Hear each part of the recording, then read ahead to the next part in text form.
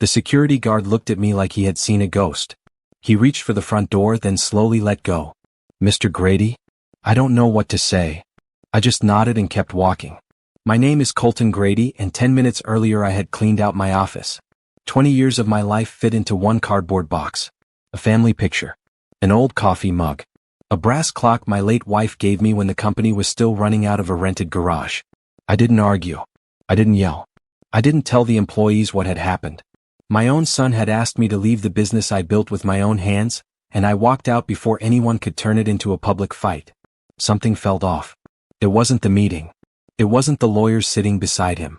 It wasn't even the way he refused to look me in the eye. It was the fear on his face after I stood up. I shouldn't have noticed that, but I did. At exactly 2:15 that morning, my phone rang. I almost ignored it. Then I heard my son whisper, "Dad, did you see the news?" And that's when everything changed. I sat on the cold steps outside my office building, staring at that empty parking lot. The city lights bounced off the wet pavement, but nothing looked familiar anymore. My name's Colton Grady, and I spent 20 years building a company from scratch. Every late night, every deal, every phone call, it was all me. I remember when my son Tyler first walked into my office as a wide-eyed kid, saying he wanted to learn the business. I thought finally someone would understand the blood, sweat, and hours behind it. I let him shadow me. I taught him everything I knew. But over the last few months, something changed. He started asking questions differently, like he already had answers. He would linger on small mistakes or dismiss ideas I thought were solid. I chalked it up to growing pains. Now, sitting here with that box of memories at my side, I realized I had been blind to the tension building. Something was off, but I couldn't put my finger on it. And that call at 2:15 a.m., I kept it to myself, but I had a feeling it was only the beginning. The thought of what he said next made my stomach tighten. I didn't answer my son's question right away. I turned on the television in the motel room where I had planned to spend a few quiet days. Every local station was covering the same story.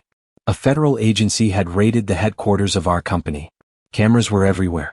Employees stood outside looking confused. Reporters kept saying the investigators had received financial records and internal complaints. I muted the TV. Something felt off. Those records didn't appear overnight. Someone had been collecting them for a long time. The strange part was that my son wasn't calling to accuse me. He sounded scared. "Dad, people think you did this," he said. I stayed quiet. For the last 6 months, Tyler had slowly taken control of daily operations. The board approved it. I stepped back because I thought that was the right thing to do. But I also remembered little things. Files disappearing from my office. Meetings being moved without telling me. My signature showing up on papers I didn't remember signing. I shouldn't have ignored those moments. Then my son said 3 words that made me sit up in bed. "They have documents." And I already knew those documents could change everything. I drove back to town before sunrise, but I didn't go near the office. Instead, I met an old friend named Daniel Reese. He had been our outside accountant for almost 15 years before he retired. He was the kind of man who kept copies of everything. I asked him one question. "Did you ever see anything that didn't make sense?" He looked at me for a long time. Then he opened a small file cabinet. "I was wondering when you'd ask." Inside were copies of loan agreements, vendor contracts, and approval forms with my signature on them. The problem was simple. I had never signed them. Daniel pointed to one document and shook his head. "Your son didn't do this alone." My stomach dropped.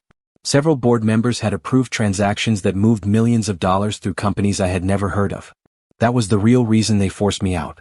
As long as I stayed, I might notice what was happening. Getting rid of me wasn't about power. It was about keeping me quiet. Then Daniel handed me one last folder. It contained a list of names. And one of them belonged to a man I had trusted like a brother. I drove home that night and sat in the dark living room staring at the ceiling. I didn't call anyone. I didn't yell. I didn't cry. I planned.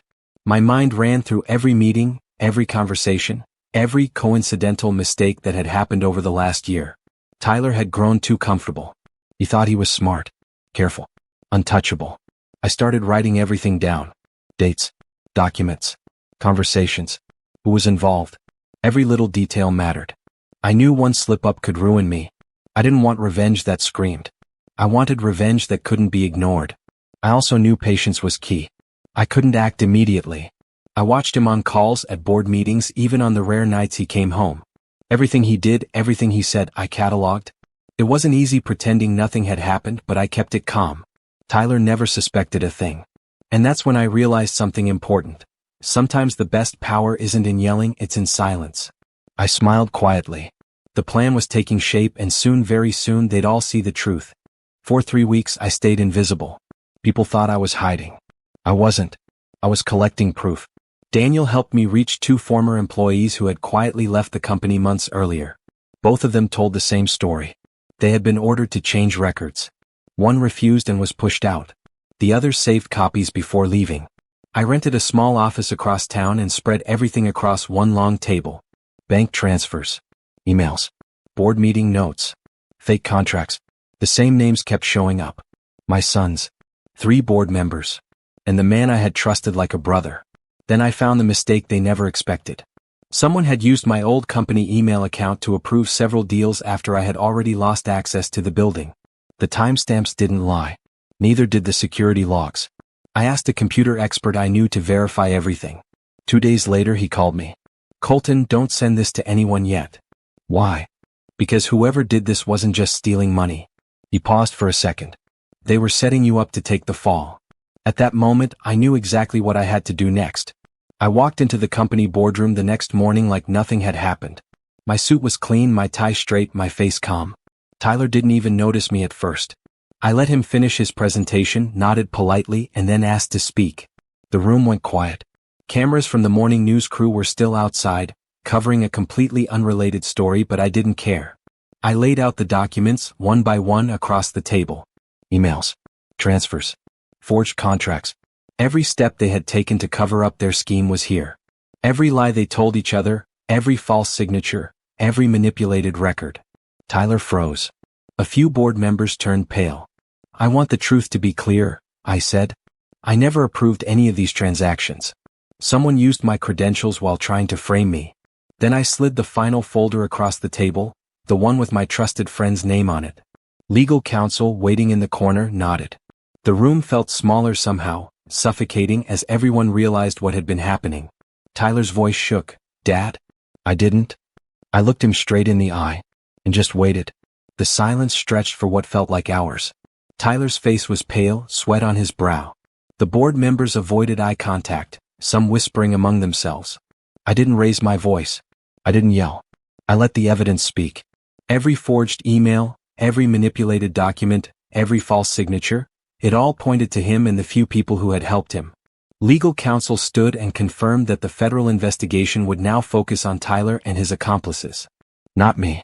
Tyler tried to speak again, but I shook my head. I had nothing left to say. Years of betrayal, lies, and planning had led to this moment. I realized then how calm silence could be more powerful than anger. I collected my boxes from the boardroom, the same ones I had packed weeks before. Only this time I didn't feel like a victim. I had rebuilt control without anyone realizing it until it was too late. I walked out with my head high. The company was mine again, legally and morally. And for the first time in months I felt peace.